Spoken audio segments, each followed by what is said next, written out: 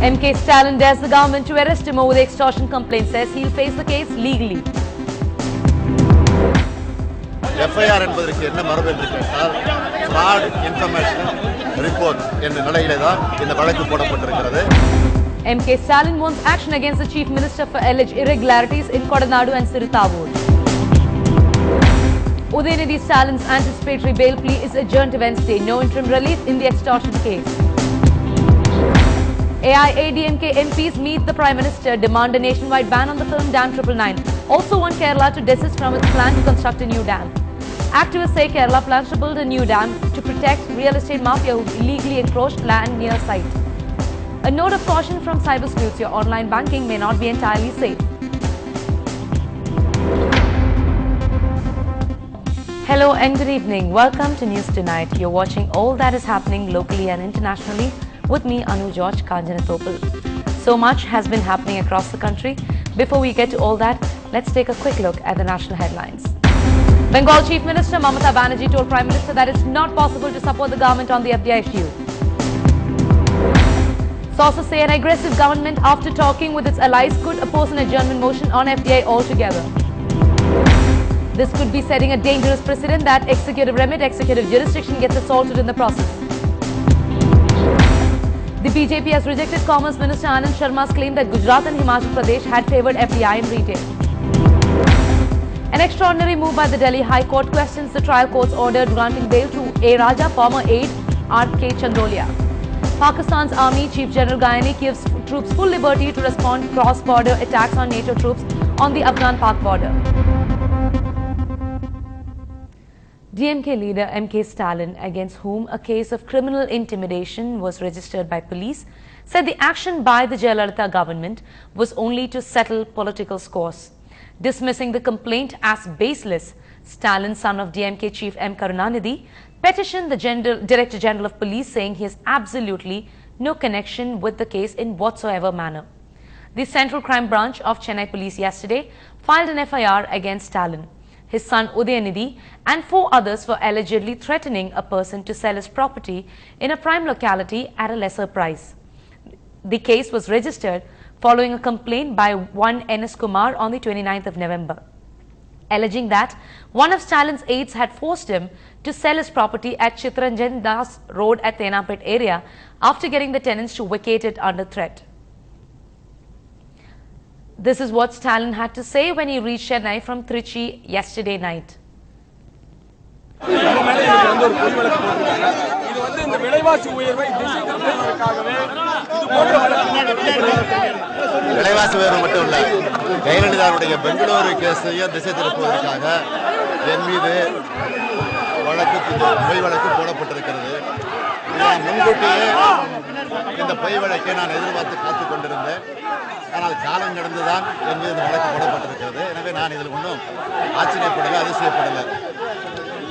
இந்த வழக்கை நான் தைரியமாக, தெம்பாக, துணிச்சலோடு சந்திப்பதற்கு தயாராக இருக்கிறேன். ஜெயலலிதாவை போல வாய்தா வாங்கி கொண்டு அலைந்து கொண்டிருக்க மாட்டேன். எனவே இதை தெம்போடு நான் சந்திக்க காத்திருக்கிறேன். FIR என்பது ஃபர்ஸ்ட் இன்ஃபர்மேஷன் ரிப்போர்ட் என்று சொல்லுவார்கள். அதுதான் சொல்லக்கூடிய மரபு. ஆனால் ஜெயலலிதா ஆட்சியில் FIR என்பதற்கு என்ன மரபு என்று கேட்டால் fraud information report என்ற நிலையிலே தான் இந்த வழக்கு போடப்பட்டிருக்கிறது. எனவே இதை நான் துணிச்சலோடு சந்திப்பதற்கு காத்திருக்கிறேன், தயாராக. He also alleged that Chief Minister Jayalalitha owned 2 unlawfully occupied properties in Kodanadu and Siruthavur till date. No case of land grabbing has been registered in these cases. Taking the ongoing protest on the Mullaperiyar Dam forward, the AIADMK MPs presented the memorandum to the Prime Minister Manmohan Singh today. According to the memorandum, the film Dam 999 has triggered law and order problems in Tamil Nadu, and hence the government of Tamil Nadu was forced to suspend the impugned film in the entire state. However, the film, which has been released in other states including the state of Kerala, has raised the fear of psychosis in the state of Kerala. The AIADMK requested Prime Minister to ban the movie across the state and also requested to advise Kerala government to desist from constructing a new dam. The Mullaperiyar Dam row has reached the capital. Kerala Chief Minister Umman Chandi met with the Prime Minister and Congress Chief Sonia Gandhi today to seek intervention as the fight over the waters of the dam intensifies. Earlier, Chandi joined party MPs on a dharna at Parliament. The Kerala Chief Minister told NDTV that he wants the nod for a new dam and is ready for bilateral talks with Tamil Nadu. But so far, the response has not been positive.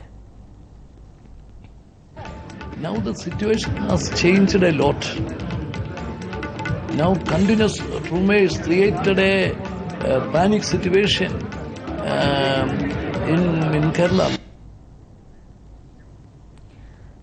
Some of the activists in Tamil Nadu feel that the Kerala government wants to help some specific people by constructing the new dam. The panel of Nam Tamil Makkal Peravai and Land and Water Society says Kerala government's intention of demolishing the Mullaperiyar Dam is because they want to divert the water flow towards Idukki Dam and enhance its hydroelectric generation capacity. And secondly, they also want to protect the real estate mafia who have illegally encroached upon around 3,914 acres of the total encroachment area out of 8,591 acres. On the Mullaperiyar Dam, and the faults repeatedly being told by the political parties of Kerala. The dam will not burst. There's no chance of dam burst. Even if it is taken or thousands one time, the water will not flow anywhere into the Kerala people. It will only but 2,400 meters, it can only come down to only to Idukki Dam.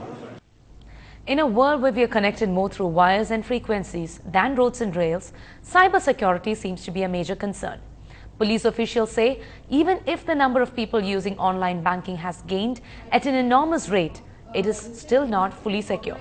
Talking to NDTV, the president of cybersecurity says banks need to improve the standards of the security protocols that they use for their online payment gateways, as any compromise may lead to a major loss.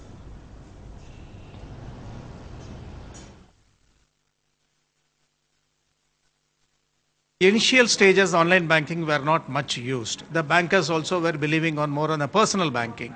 Now the systems are moving towards online or internet banking, and most of the e-commerce sites have come.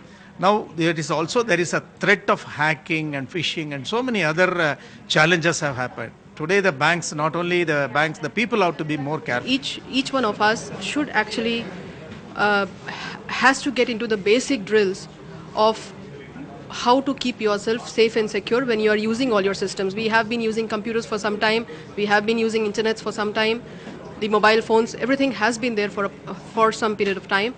But now with the increasing kind of totally boundaryless kind of transactions, a lot of things happening on the internet. You have a lot of complaints coming up now of people losing money. We will be back with more news and updates in just a minute. Stay tuned.